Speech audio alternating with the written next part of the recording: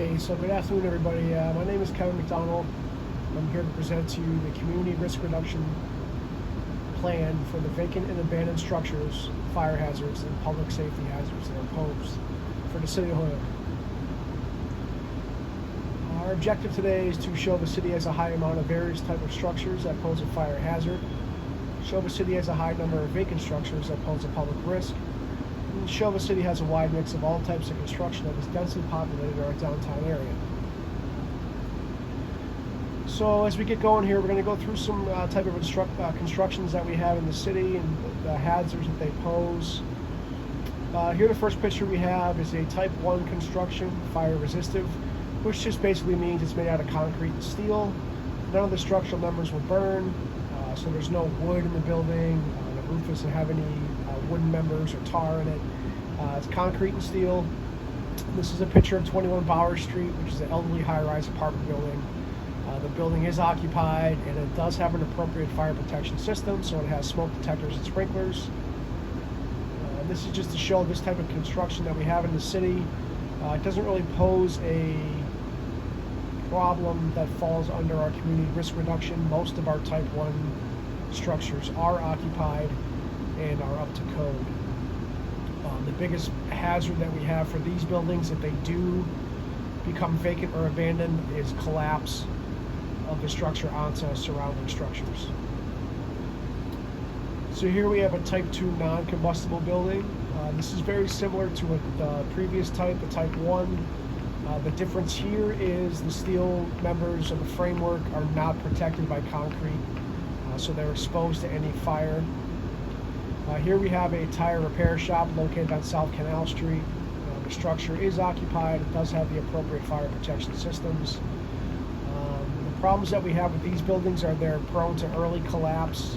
They're prone to rapid fire growth due to the heavy fire load and the close exposure problems. So these buildings, we do have some occupied and some unoccupied, some vacant abandoned buildings.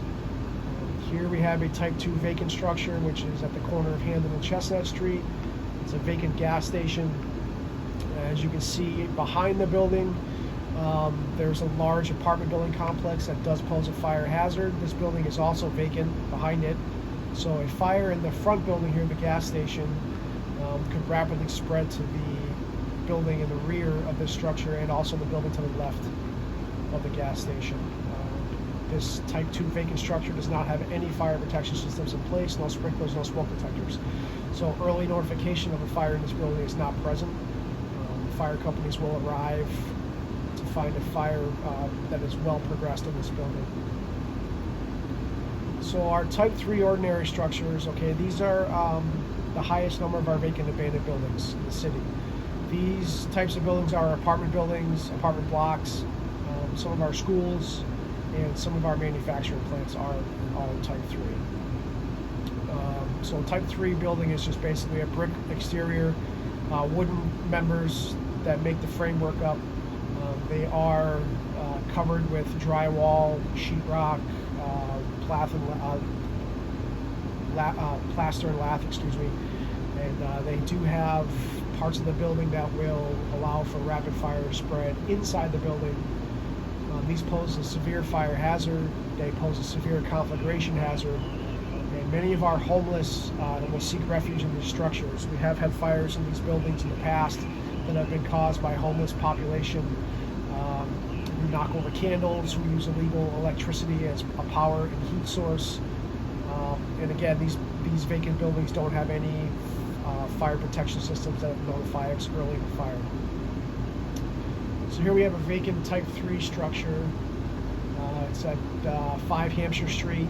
The vacant building is attached to a row of occupied buildings. So to the left of this doorway here is an occupied building that is identical to this. 3 stories, 2 apartments on each floor, front and back. This building is the scene of several fires due to homeless population and arson.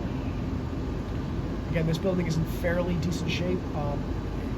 It is in the process of being rehabbed and converted back into apartments, so the fire protection system is available in this type of structure. But most of our vacant abandoned buildings of this type do not have smoke detectors, do not have sprinklers. So the chance for a rapid fire progression and a fairly large fire on the arrival of our company is present. These buildings also pose a severe collapse hazard to the citizens in the area. As you can see, the bricks from the upper portion of the building. The mantles and the windows are very large stones, and they're very heavy, and they will fall out over time when weather attacks the inside of this building. So here's another vacant Type 3 structure. This is the John Lynch Middle School.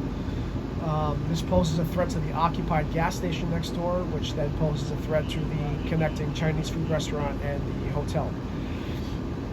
This building's been vacant for about 15 years. It does have a high fire load due to the school department leaving items behind, such as desks, boxes of papers, textbooks, the floors themselves, the lacquer on the floors, the paint on the walls. This all poses a fire hazard. Again, no smoke detectors, no sprinkler system is active in this building, so a fairly large fire can grow out of control in this building before we're notified. So here we have a Type 4 building, which is our heavy timber. These are our mill construction buildings. There are churches. There are any building that is a brick exterior that has larger wood members for framework, 4x6, 6x8. These will be heavy timber or mill construction buildings. As you know, we have many vacant mills in the city, and these pose an extremely high fire hazard and a high public safety hazard. These buildings burn with a high rate of heat, and the possibility for fire spreading to buildings on the side and behind them is very likely. Here we have a Type 4 vacant church structure. This is at the corner of Appleton and Oak Street. This building's been vacant for 5 years due to the part of the bell tower collapsing.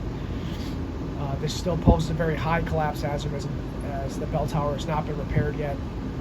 And as you can see, a collapse of the bell tower, any portion of the church, will fall into Appleton Street here, or Chestnut Street, or Oak Street, excuse me.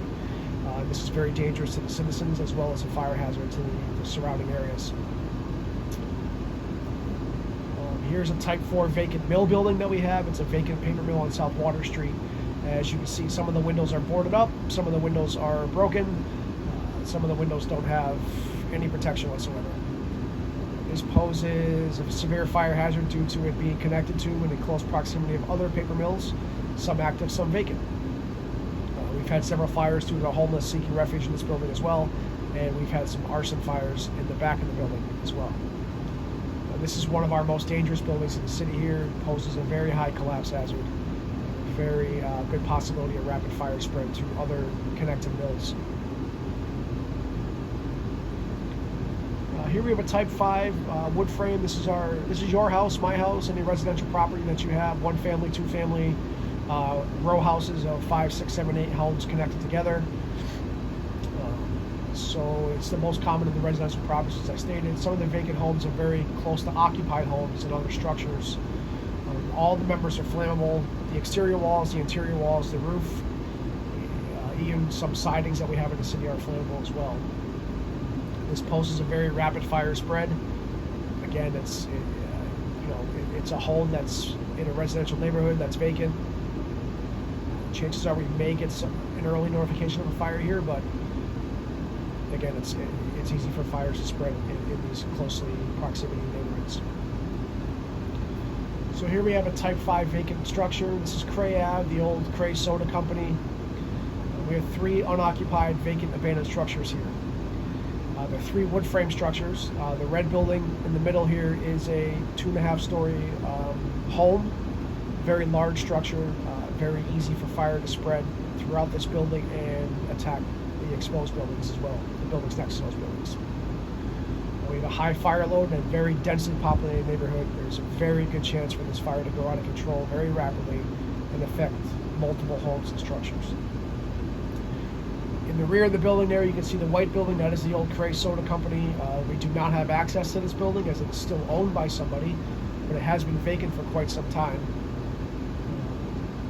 We are under the impression that there are very highly flammable materials in that building. In the front of the building here, we have a vacant food stand, the former diner on Northampton Street. This has no fire protection system. The building's in very poor shape. No sprinklers, no smoke detectors, and it is very close proximity to the red wood frame home there. So fire in this structure can easily spread to that red structure behind it. This is also a Type 5 vacant building here. This is a vacant funeral home in the downtown area. No fire protection system again. It's in close proximity to a vacant Type 3 apartment building there. And again, the potential for rapid fire spread grows here. So our goal here basically is to put in place our community risk reduction plan, obtain some money to see if we can better secure these buildings, possibly demo some of these buildings, and maybe rehab the buildings and get them back into on the tax roll and get them better protected with their fire protection systems up and running. Again, the vacant building problem in our city is real. It's very real, and it poses a severe hazard, both fire and health hazard. Many of these buildings are used as shelters for homeless and vagrant people. They're used as drug use sites, so the hypodermic needle that is left behind poses a health hazard to our citizens, to our children, just to the overall public itself. So I thank you for your time, and again, if there are any questions, you can contact me through the Hunt Fire Department.